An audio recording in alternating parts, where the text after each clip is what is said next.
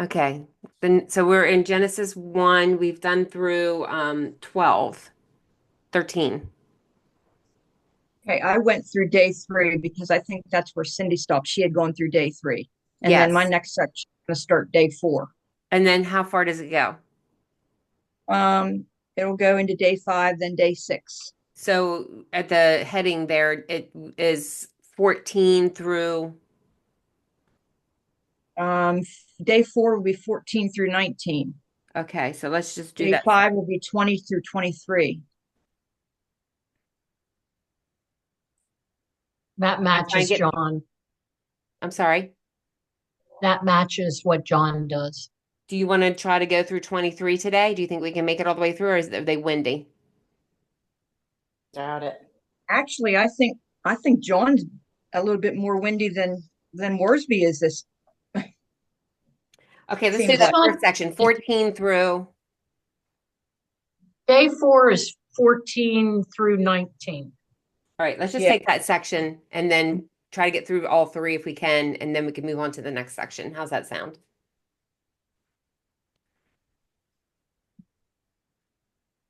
Are you So, going first, Cindy? yeah, I was just going to ask. So I'm to do day four now? Yeah, 14 through 19. Yes. Do you think we should read what's in the Bible quickly Yeah, maybe first, to 14 through refresh our 19? memory. Go ahead, Kim, because it's short. Okay. Then God said, let bright lights appear in the sky to give light to the earth and to identify the day and the night. They shall bring about the seasons on the earth and mark the days and years. And so it was. For God had made two huge lights, the sun and the moon, to shine down upon the earth, the larger one, the sun, to preside over the day, and the smaller one, the moon, to preside through the night. He had also made the stars. And God set them in the sky to light the earth, and to preside over the day and night, and to divide the light from the darkness. And God was pleased. This all happened on the fourth day. Okay, go ahead, Cindy.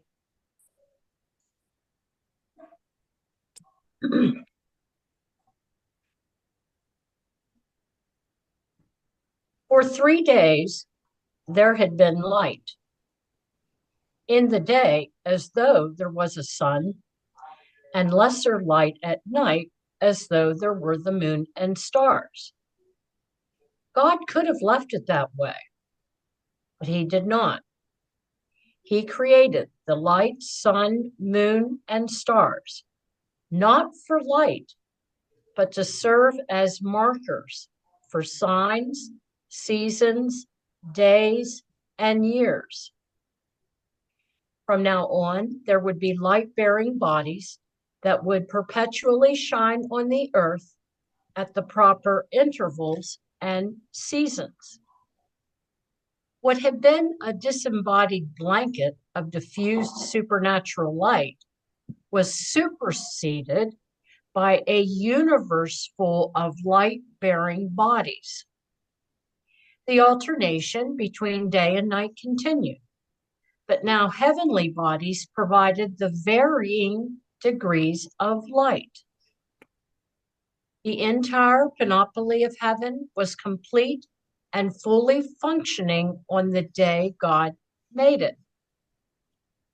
Signs. The Hebrew word means beacons or signals. It suggests that the heavenly bodies were set in place to serve as markers to indicate times and seasons. These certainly included weather, testimony to God, divine judgment, and navigation. Seasons. It is the Earth's movement in relation to the sun and moon that determines the seasons and the calendar. 1:15 to 19. Two great lights to divide the light from the darkness. It was God, not some other deity, who created the lights.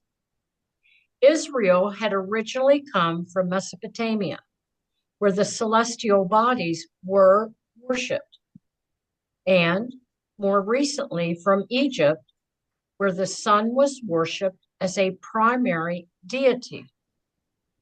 God was revealing to them that the very stars, moons, and planets, which Israel's neighbors had falsely worshiped, were the products of his creation. Later, they became worshipers of the host of heaven, which led to their being taken captive out of the promised land. Tragically, the world's population would choose to worship the creation rather than the creator. And that's it for that. Well, he wasn't too windy.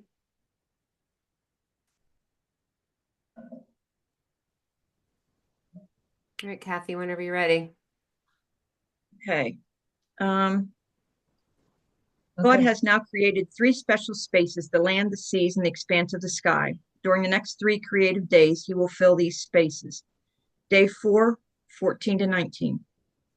Into the expansive sky, God placed the heavenly bodies and assigned them their work, to divide the day and night and to provide signs to mark off days, years, and seasons.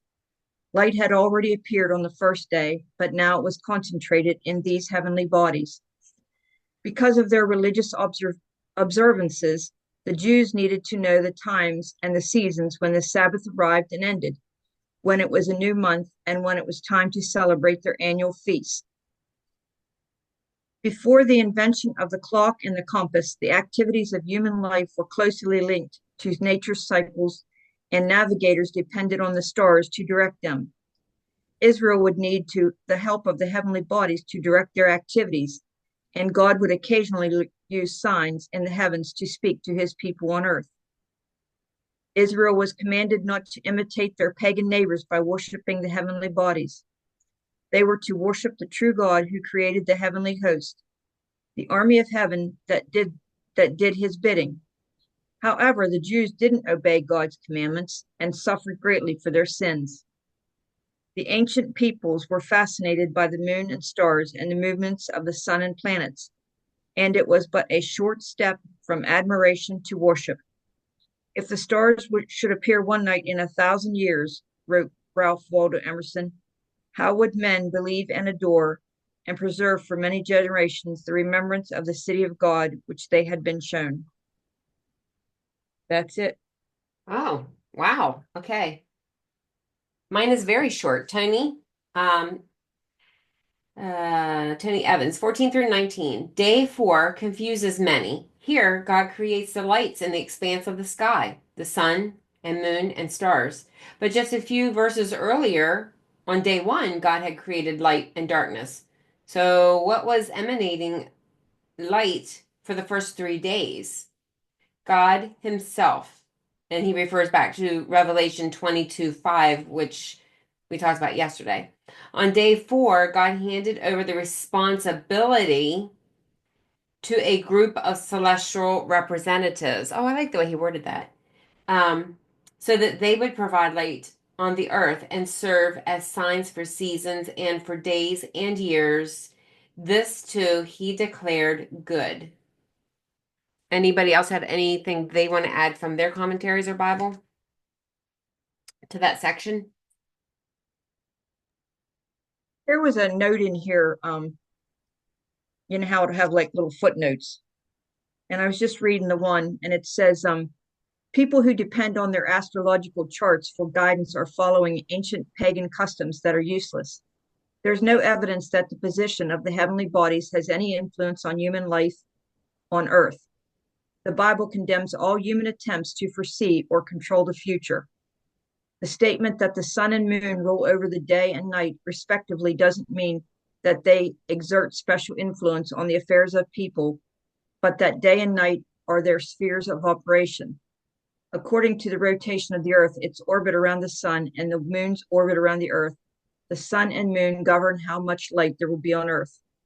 I just thought that was interesting because, you know, you do have people who follow the astrological signs, and they determine that's what's going to happen in their life. Well, even who they date, they'll be like, oh, well, what's their sign? Oh, that makes sense. You know what I mean? Like The other thing I was thinking about too, like who sings that song? Ra ra ra ra ra ra ra. Is that Rihanna? Lady Gaga. Lady Gaga. Ra is the sun god. Like Our I parents went somewhere one time and they brought all of us back a coffee cup with our sign on it. And our brother wouldn't let his kids have, or because he knew that it wasn't biblical.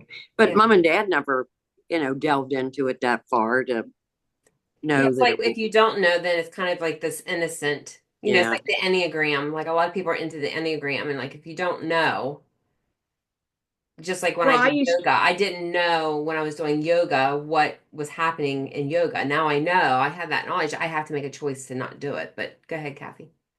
I used to read mine just to see what it said, but it wasn't like I lived my life around Mhm. whatever it said for that day or whatever. Like, okay, just you just read it just because. All right. What's the next section you guys have through 19 or 23? Yeah, day 5, mine is. Okay. Kim, do you want to read? Is Kim? Yeah. Do you want to read 20 through 23 for that next section? You're muted. Kim, you're muted. Sorry. All right. 20. Then God said, let the waters teem with fish and other life, and let the skies be filled with birds of every kind. So God created great sea animals and every sort of fish and every kind of bird. And God looked at them with pleasure and blessed them all. Multiply and stock the oceans, he told them. And to the birds he said, let your numbers increase, fill the earth. That ended the 5th day.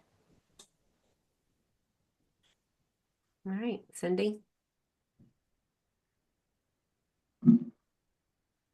Living creatures. These creatures, including the extraordinarily large ones, included all sorts of fish and mammals, even dinosaurs. Blessed. This is the first occurrence of the word bless in Scripture. God's admonition to be fruitful and multiply was the substance of the blessing. And that's it. So when the Jews study the Bible, they would say Malachi used the word blessed. They would go back to the very first instance of that word in Scripture to get context for what they're supposed to be getting out of what they're reading. So I think it's really important when they say this is the first time this word is used. I always mark that because if I ever need to, I can go back and get context. Kathy, whenever you're ready. Okay, day 5, 20 to 23. God had created the sky and the waters, and now he filled them abundantly with living creatures. He made birds to fly in the sky and aquatic creatures to frolic in the seas. O Lord, how manifold are your works. In wisdom you have made them all. The earth is full of your possessions, this great and wide sea in which are innumerable teeming things, living things both small and great. A new element is added to God's work on this day. He not only called his work good, but he blessed the creatures he had made. This is the first time the word bless is used in the Bible. God's blessing enabled the creatures and the fowl to reproduce abundantly and enjoy all that he had made for them. God would also bless the first man and woman, the Sabbath day, and Noah and his family. After creation, perhaps the most important occasion for God's blessing was when he gave his gracious covenant to Abraham and his descendants. That blessing has reached down to God's people today. That's it. Okay. Tony is also short, 20 through 23. God filled the sky and the seas on day 5, just as he populated the ground with plants in 11 through 13. He also made birds and fish according to their kinds. What is unique here is that he blessed them with commissions to be fruitful, multiply, and fill the earth. God created a built-in desire and capacity for his creation to reproduce.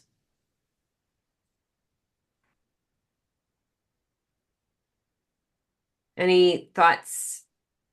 Additional? Is this when we get to ask about mosquitoes and wasps? Sure, and skunks. Skunks are cute. Mm. Far away they are when it's a Yeah, mama and until her they- little babies. Until they get your dog, Yeah. Cindy. Cindy, how What was- cute skunks are. I never really thought about the blessing part On the being animals. the beginning of reproduction in a sense. Mm-hmm. Because that's Oh, that's basically what what I it's was gonna, the very last sentence she said, I didn't, that's Kathy. Yeah, The blessing. God created a built-in desire and capacity for his creation to reproduce.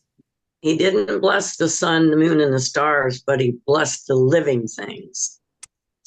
Wait, say that again. God created a built-in. Yep, desire and capacity for his creation to reproduce.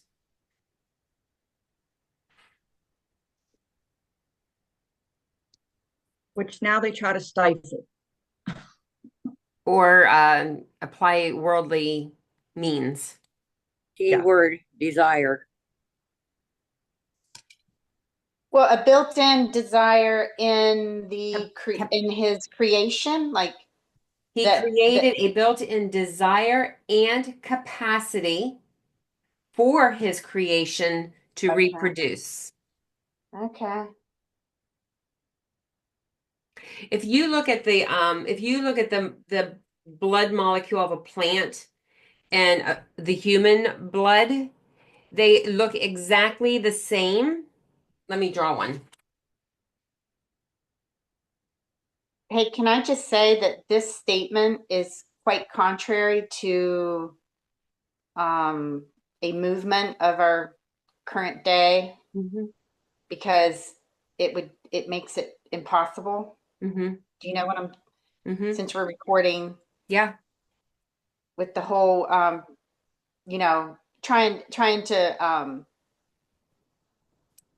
influence our children trying to on be God. on not- Trying to be their own God with their own religion. So the plant molecule and the human molecule both look like this. The only thing that's different between the plant and the human is this centerpiece right here. All of this is the same. I just think that's amazing. So I can't think of the top of my head. I think the center is magnesium for one and iron for the other, but okay, where are we? Any other thoughts on that one? What time is it? 22. We can probably read. Is the next section 24 through 25, 24 and 25? It's day 6. Yeah, mine says 24 through 31, Mine but it's too. day 6. Yeah. Oh, that's clear to the end of one. Why don't we go ahead and read that? Kim, do you want to read again or do you want me to, or somebody else? I will. What through 24 through what? 31. Oh. And God said, let the earth bring forth every kind of animal, cattle and reptiles and wildlife of every kind. And so it was. God made all sorts of wild animals and cattle and reptiles, and God was pleased with what he had done. Then God said, let us make a man, someone like ourselves, to be the master of all life upon the earth and in the skies and in the seas. So God made man like his maker. Like God did God make man. Man and maid did he make them. And God blessed them and told them, multiply and fill the earth and subdue it. You are masters of the fish and birds and all the animals. And look, I have given you the seed-bearing plants throughout the earth and all the fruit trees for your food. And I've given all the grass and plants to the animals and birds for their food. Then God looked over all that he had made, and it was excellent in every way. This ended the 6th day. Right, Cindy, whenever you're ready.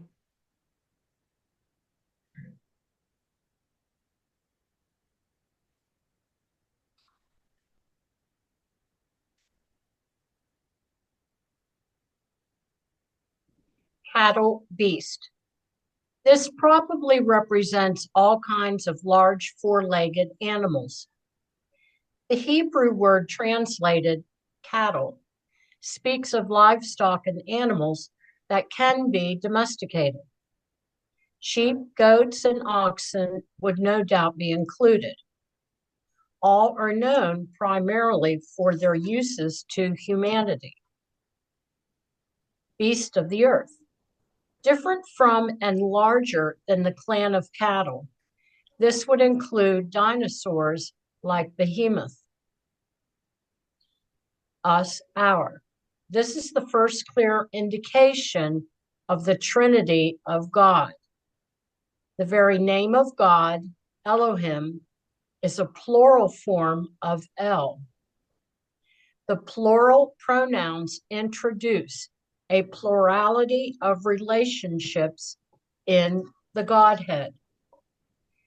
They suggest both communion and consultation among the members of the Trinity.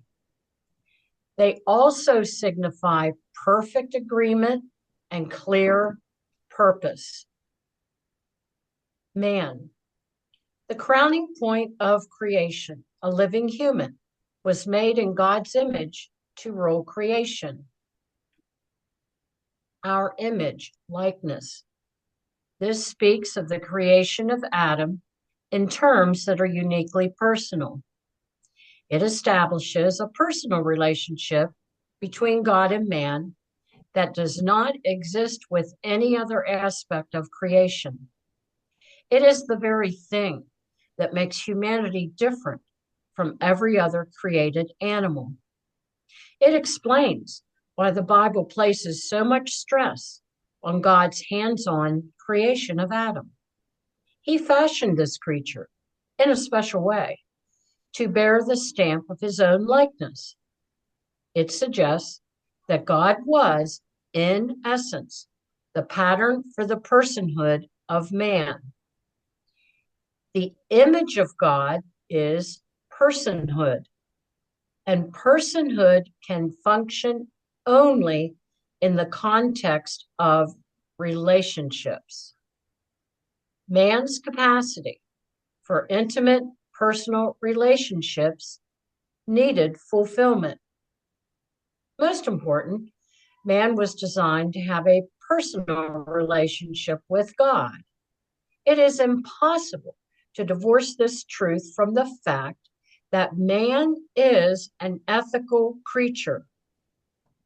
All true relationships have ethical ramifications. It is at this point that God's communicable attributes come into play. Man is a living being capable of embodying God's communicable attributes. In his rational life, he was like God in that he could reason and had intellect, will, and emotion. In the moral sense, he was like God because he was good and sinless.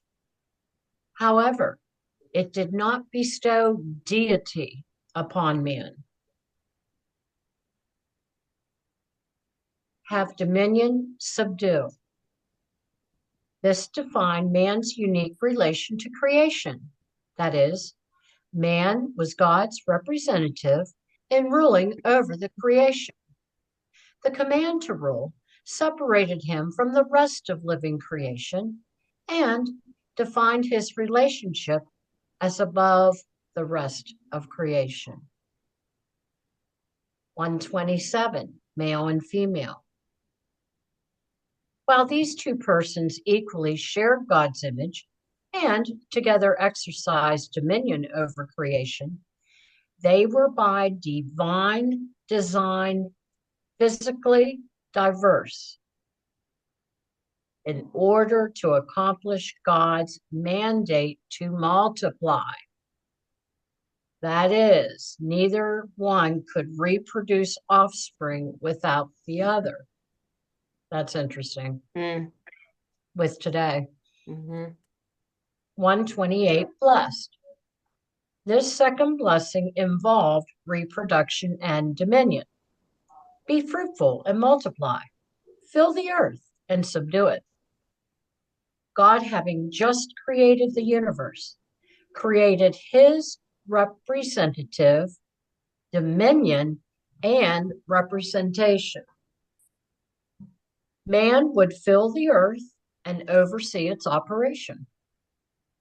Subdue does not suggest a wild and unruly condition for the creation, because God himself pronounced it good. Rather, it speaks of a productive ordering of the earth and its inhabitants to yield its riches and accomplish God's purposes. For food, prior to the curse, both mankind and beasts were vegetarians. 131. You want me to continue or stop at that? Is there a lot left? That's the No, last not really. verse. Not Huh? much. Yeah, go ahead, because that's the last verse. Okay. 131, very good. What had been pronounced good individually was now called very good collectively. There were no flaws or omissions. The work was complete in every sense. God was pleased with it. A whole universe now existed where nothing had existed only a week earlier. It was a vast cosmos full of countless wonders, each of which displayed the glory and wisdom of a good and perfect creator. The words anticipated God's conclusion that it was not good for a man to be alone, which occurred on the sixth day. And that's it. It's interesting that, like he says, it is good, it is good, it is good. Now it's very good. Any I think quick, that was very interesting that before the curse, animals and men or humans were both Vegetarian. vegetarians. So does that mean that God created us to be vegetarians? Well, I think it's interesting because Dr. Axe and I can't remember the other doctor's name. They're coming out with a book in the fall about biblical eating, because the other doctor that I don't recall his name right now is saying like that we misinterpret the verse that said when Peter said, eat whatever you want, do whatever you basically want. But definitely like there like are foods that we shouldn't probably eat, like shrimp, which I do, so I'm not condemning anybody because they're waste eaters. You know what I mean? Pigs are waste eaters. So it'll be interesting to see what that biblical interpretation is. Oh, we're on to a new card. All right, is everybody unmuted? You got to beat Florida. Florida hasn't been so hot lately. Yeah, we see you have a flannel shirt Yeah, I was on. gonna say you are dressed pretty warm. What's the temperature? 43, Oh, it's 39 here. It's almost a tie. although it's going up to 83. We'll be right down. Okay. Yeah, can we take a vacation at your house, Julie? As soon as I fix it. What's that? I said, as soon as I fix her up. Okay. Are you ready?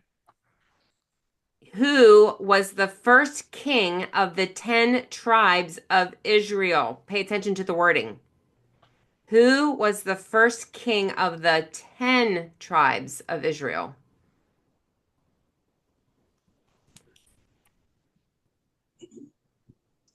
I have no clue. What to start with? We did study this, but it's been a while. Yeah. Starts with a J. Joshua. The opposite king that went with the other two tribes was, I think it was Rehoboam. Jeroboam. Yep, you got it. Yay, Pennsylvania Lori. won. Pennsylvania won. You Good can find job. that. 1 Kings 14, verse 7. It's a good way to remind.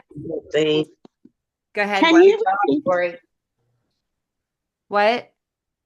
I told her, good job, Lori. Oh, yeah. God gave it to me. Sorry. Can't take any credit. Angie, did He- you say something? Yeah, he was the first king of what? Of the 10? When the kingdom split, the southern and the northern, he was the first king of the northern kingdom, the 10 tribes. Okay. I All feel right. like Schultz. Remember Hogan's Heroes on Schultz? No. I know nothing. I know nothing. I think we learned about that in one of our studies. I don't remember which one, but all right. This concludes the reading of God's word for today. For sure. For sure. Third. Okay.